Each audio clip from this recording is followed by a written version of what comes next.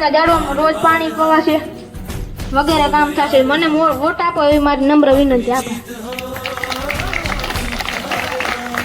આપણે પાણી દઈશ, ઝાડવા ચોખ્ખા રાખીશ, પછી પાણીનો વેસ્ટ નહીં થવા દઉં. મારી નમ્ર વિનંતી, તમે મને વોટ આપો. જ્યાં કચરો જ્યાં મળ્યો હોય કચરો લેવડાવીશ, હું પણ તેમાં મદદ કરીશ અને બધા જે ક્લાસમાં અવાજ આવતો હોય છે એ ક્લાસને શાંત રાખીશ. તો કૃપયા કરીને વોટ મને આપજો એવી મારી શુભેચ્છા. કેમ છે પાર્ટી મજામાં ને?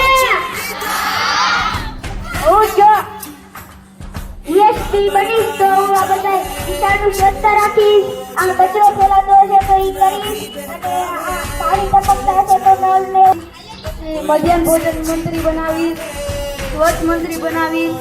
મત દેજો. જો તમારો કિંમતી મતદાર મને આપશો તો આ ઝાડવામાં કેટલા કચરા અટકાયેલા છે એ બધું સાફ કરાવી, સ્કૂલની સ્વચ્છતા જાણવી.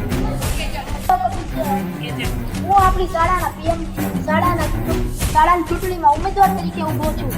હું વધારે મોટા વચનો તો નહીં આપું, પરંતુ એટલું જરૂર કહીશ કે હું આપણી શાળાની સ્વચ્છતા બાબતે ડિસિપ્લિન બાબતનું છે. તો તમે મને તમારો કિંમતી વોટ આપો તો હું તમારા માટે જે કરીશ એના વિશે હું થોડીક માહિતી આપીશ. જો કે તમારા માટે મોટી સમસ્યાનો હલ તો હું નહીં લઈ આવી શકું, પણ નાની સમસ્યાના જેટલા હલ હશે ત્યાં સુધી હું પ્રયત્ન કરીશ કે તો હું એક પણ એવો બાળક નહીં રહેવા દઉં જેને મંત્રી ન બનવામાં આવે. અઠવાડિયે બદલાવીશ. જ્યાં સરકાર કામ નહીં કરતું હોય તેને હું પણ કાઢીશ, મસ્તી કરતું હોય છે તેને સજા દે. ઈચ્છા છે કે તેમણે શાળાની સેવા કરવાનો મોકો મળે. જો હું મંત્રી બનીશ તો હું મારી ફરજો ઈમાનદારી અને જવાબદારી પૂર્વક નિભાવીશ.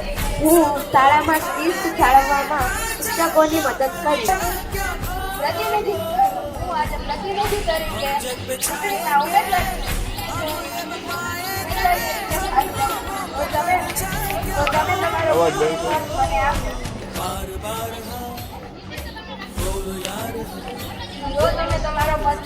રહેવાનું કહીશ અને હોસ્ટેલ જવા ટાણે હું બધાને રાઉન્ડમાં રહેવાનું કહીશ અને મોનિટર હું બધા મંત્રીને 2 વાર સમજાવીશ. જો એ નહીં માને છતાં પણ નહીં માને.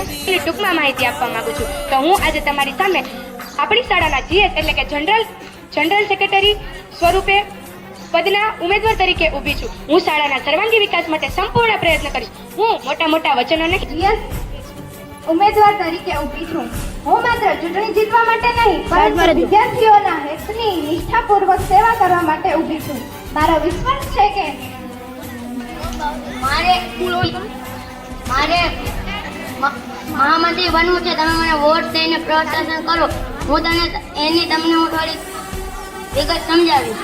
તમે જો ક્લાસમાં ફ્રી પીરિયડ હશે અને જો કોઈ રોખાણે આને છે હું અભ્યાસ કરું છું. હું આજે મંત્રી તરીકે તમારી સામે ઊભી છું. તમે મને વોટ આપો એના માટે હું તમને ઘણું બધું કહીશ. જેમ કે